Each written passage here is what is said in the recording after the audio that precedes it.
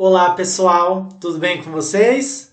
Estamos aí indo para o penúltimo tema, o tema 5 da nossa disciplina de higiene ocupacional. Então, hoje, no tema 5, nós vamos falar das radiações não ionizantes. Na aula passada nós falamos das radiações ionizantes, hoje na aula nós vamos falar das radiações não ionizantes. Então, eu quero que nós possamos tratar deste assunto aqui, tá? Os meus contatos seguem aqui, caso vocês precisem falar comigo, como sempre eu deixo. E nós vamos iniciar falando o que é a radiação não ionizante ou o que são as radiações não ionizantes. Então, as radiações não ionizantes são ondas eletromagnéticas que não possuem capacidade para produzir a ionização do núcleo da célula, porém possuem energia suficiente para causar danos à saúde. Então, esses são termos bem teóricos, bem técnicos, mas ao longo da nossa aula nós vamos entender aqui o que é a radiação não ionizante, tá? Então, as radiações não ionizantes, elas, de certa forma, elas tendem a ser mais tranquilas, mais leves, de certa forma, com relação às radiações não ionizantes. Com as radiações ionizantes. Mas as radiações não ionizantes, elas podem trazer danos à saúde do trabalhador também, tá? Então, as radiações não ionizantes, elas estão divididas em radiofrequência, em micro-ondas, tá? E ela vai trazer algumas situações aqui para a gente entender. Então, na onde que a gente pode perceber mais quando a gente fala de radiações não ionizantes? Em telecomunicação, então, operadores de antenas, de rádio, de antenas, de rádio, de TV, em certa forma em alguns operadores aí, ou aqueles rapazes que ficam demarcando o espaço das aeronaves ali, então em aeroportos também, nós podemos identificar radiações não ionizantes, em prospecções espacial, em uso militar, na indústria. Então, a gente vai perceber que as radiações não ionizantes, ela está nesses setores, mais voltados para esses setores, tá? Setores de telecomunicações é mais comum, então a gente vai entender aqui, tá? A gente vê que esses efeitos das radiações não ionizantes, elas são predominantemente térmicos, então elas são térmicas ali com relação à saúde do trabalhador, tá? E a gente vai ver agora nos próximos slides que a exposição à radiação não ionizante com muitas frequências ali pode causar danos ao trabalhador, tá? Então, a gente vê que as radiações não ionizantes, elas estão divididas nas seguintes famílias. Então, elas estão divididas nas famílias de radiofrequência e micro-ondas, tá? Então, elas são utilizadas aí mais nessa questão de radiofrequência e micro-ondas, que são ondas decrescentes da faixa, que vai de muitos quilômetros a alguns milímetros, e as ondas dessa faixa são utilizadas em muitas formas de, como eu falei, telecomunicação, uso militar, indústria, na área médica também é utilizada essa radiofrequência e micro-ondas aí, quando a gente fala de radiações não ionizantes, tá? Então, a gente percebe também que a intensidade do aquecimento depende da potência da fonte, da distância da fonte ao indivíduo, ou seja, as radiações não ionizantes vai depender muito do alcance ao ser humano. Então, qual é o tempo de exposição que ele fica ali nas radiações não ionizantes, se ele está próximo ou não. Então, a gente vai perceber que há grandes riscos se o trabalhador ficar próximo dessas radiações não ionizantes. Então, um dos riscos ali é com relação aos olhos do trabalhador, tá? Que é aquele cristalino do olho, então a gente vai verificar que pode trazer danos ao trabalhador. Aqui tem uma tabelinha de frequência em hertz, quando fala de radiação não ionizantes. Então, acima de 3.000 MHz aí, a região de aquecimento na pele vai ser superficial. Entre 1.000 a 3.000 é intermediária das camadas de gordura, então não passa tanto. E abaixo de 1.000 já é interna e traz um aquecimento profundo aí, as radiações não ionizantes ao corpo humano, tá? A outra família que as radiações não ionizantes tá, é a radiação de infravermelha, tá? Então a radiação infravermelha, ela vai trazer ondas que vai ser poucos penetrantes ou de grande penetração aí ao corpo humano, tá? E as fontes de emissão de radiação de infravermelha são os corpos aquecidos a incandescentes, a chamas, a arcos, a material em fusão e alguns tipos de lâmpadas, tá? Então eu deixei aqui para vocês entenderem a fundição de metal. Aqui nós temos os trabalhadores e essa fundição de metal, ela pode ocasionar sim uma radiação infravermelha, trazendo danos ao trabalhador, tá? Outra questão que a gente pode identificar a radiação de infravermelha é os trabalhadores que estão expostos ao céu aberto, que é a fonte natural, o sol aí, que é uma radiação infravermelha. Algumas doenças que são que podem acontecer com o trabalhador é a catarata de vidreiro, que é reconhecida há muitos anos, né? Essa catarata aí trazendo dano aos olhos do trabalhador. Então, as radiações ionizantes também estão no grupo da família da radiação de infravermelho. A outra família que a radiação está é a radiação ultravioleta, que ocupa a faixa de 400 até aproximadamente 100 nanômetros, tá? Então, o que seriam isso?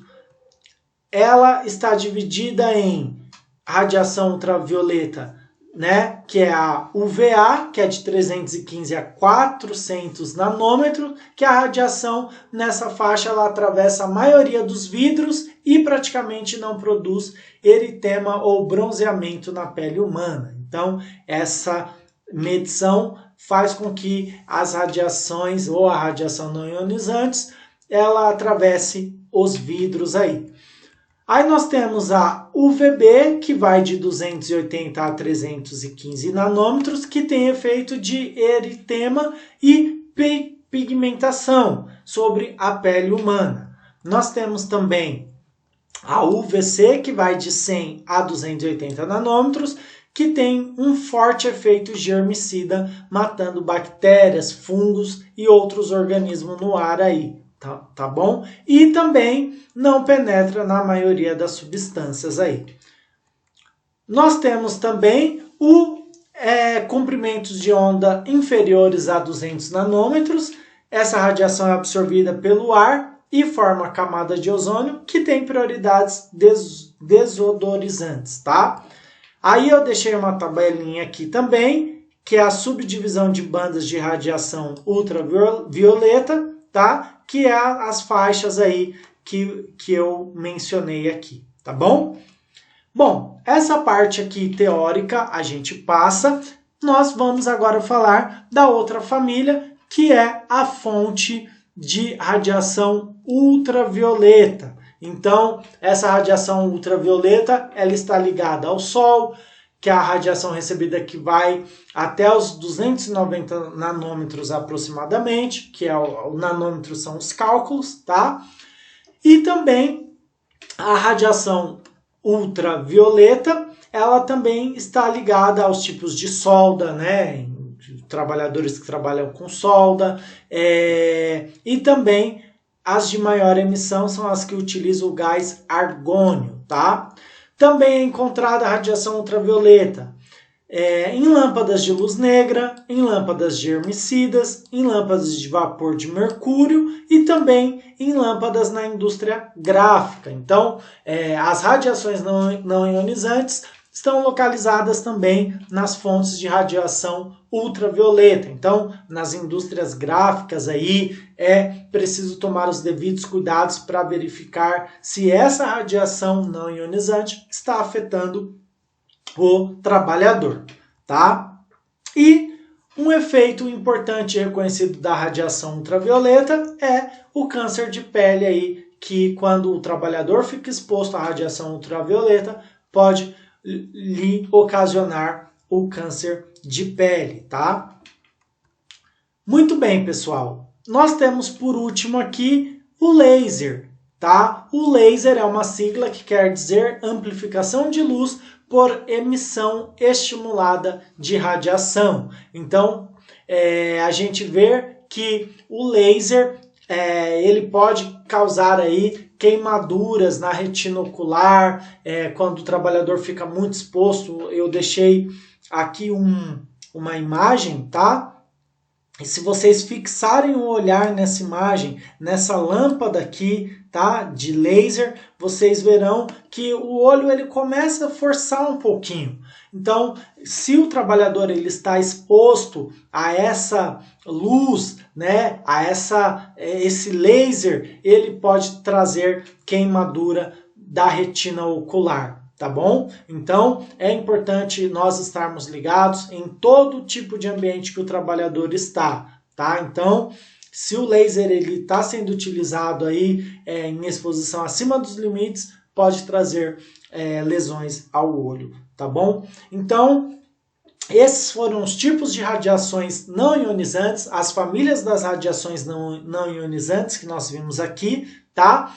E eu vou agora deixar para vocês os exercícios de fixação, mas lembrando, antes, sempre é bom entendermos por que nós estamos falando disso. Porque, por exemplo, poxa, você é técnico em segurança e você está trabalhando em uma empresa que traz a radiação não ionizante. Por exemplo, em empresas de telecomunicações, quando os profissionais eles trabalham aí em linhas, em manutenção de linhas que vai nas redes de telecomunicações aí, por exemplo, naquelas redes grandes que tem para trazer a comunicação de rádio, TV, aquelas antenas que os trabalhadores trabalham na manutenção.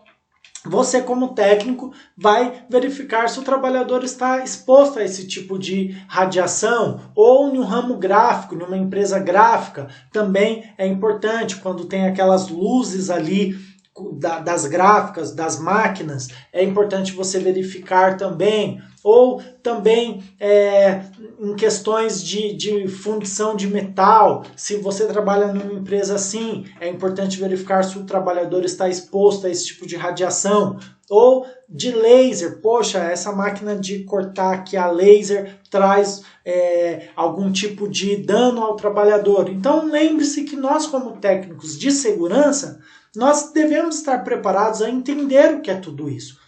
Por isso, estamos falando da questão das radiações não ionizantes. São termos bem técnicos, algumas coisas bem complicadas de entendermos, mas nós temos que ter o conceito da coisa, porque quando estarmos trabalhando lá, nós vamos saber o que é uma radiação não ionizante, saber os cuidados que devemos tomar, exigir os equipamentos de proteção e estarmos atentos a isso, ok? Eu espero que vocês tenham entendido. Eu vou deixar aqui agora os exercícios de fixação para vocês fazerem. Primeiro, o que são radiações não ionizantes? Respondem aí para mim. E depois, conforme a aula assistida, as radiações não ionizantes estão divididas em quais famílias? Vocês vão responder para mim aí essas duas perguntinhas. Depois, conforme a aula assistida, explique o que é laser, tá? Então, vocês vão explicar aí para mim. Vou deixar essas 3 perguntas. Eu espero que vocês tenham entendido. Responda essas 3 perguntas para mim. Dúvidas é só me procurar. Outra coisa, façam um exercício para mim, para compor a nota. E a outra coisa, eu quero que vocês assistam a videoaula complementar. Vocês vão entender um pouquinho melhor do que é radiação não ionizante, ok? Eu agradeço e até a próxima aula, que é a última do conteúdo. Ok, pessoal? Até mais. Tchau, tchau.